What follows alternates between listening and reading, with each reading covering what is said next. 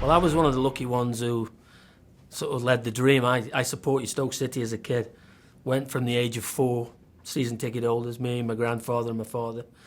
And then went home and away watching Stoke until the day I signed for him at 14 years of age. So a bit of a dream come true for me.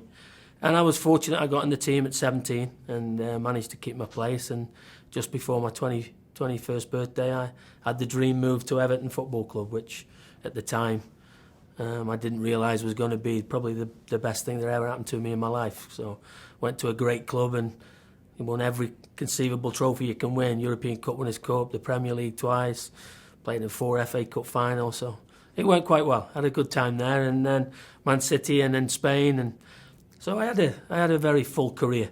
And the game's been incredibly good to me. You know, when I consider I left school at 16 and here I am, 55 in Minnesota and still doing it, still involved in football. Can't be better. From the very beginning. Always not question what the coach was at, but wanting to know why we were doing certain things.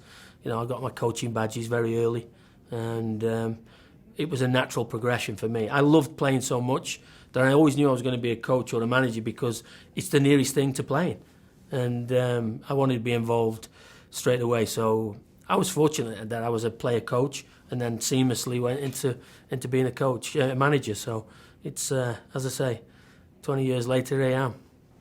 No, I think we'd played Portland. I think it was at Coventry City at the time. We played Portland in a pre-season game. It was about 17,000 there. And we were all amazed at the crowd. And not only the knowledge of the crowd and the reaction to them. And I pretty much in my mind then realised that I've always had a belief that this country would eventually take to the game. And I made a decision quite early that I'm going to try and get over to the States when I can. And then I ended up in Austin. A good friend of the club, Phil Rawlings, who was a director at Stoke City. Chance meeting with him, and he said, I'm going to build a club in Austin, Texas. Do you want to come and run it for me? I said, well, what's it called? He said, well, I haven't got a name. What colours do they play in? We haven't got any colours. We haven't got a strip. So we hadn't got anything. So, but the thought of actually building a club from the very bottom with nothing, with a blank piece of paper, and you can actually build it the way you want.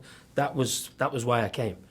So obviously we're 3 years there in Austin, and we soon realised that the game was really taking off.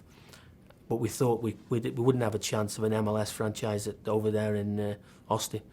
And then Phil made the big move and the gamble really to go to Florida, because people said professional sports have not been great there, but it was the best thing we ever did.